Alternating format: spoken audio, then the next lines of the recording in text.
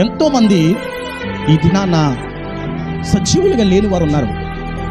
ఎంతోమంది ప్రయాణాలలో యాక్సిడెంట్ల ద్వారాను, ఎంతోమంది అనారోగ్యము ద్వారాను, ఎంతోమంది వారికున్న సమస్యలను బట్టి ఆత్మహత్యలు చేసుకుని చనిపోయి ఈ లోకాన్ని విడిచి వెళ్ళిపోయిన వారు ఎంతోమందిని మనం చూస్తూ ఉన్నామండి, ఉదయం నుండి రాత్రి వరకు కూడా.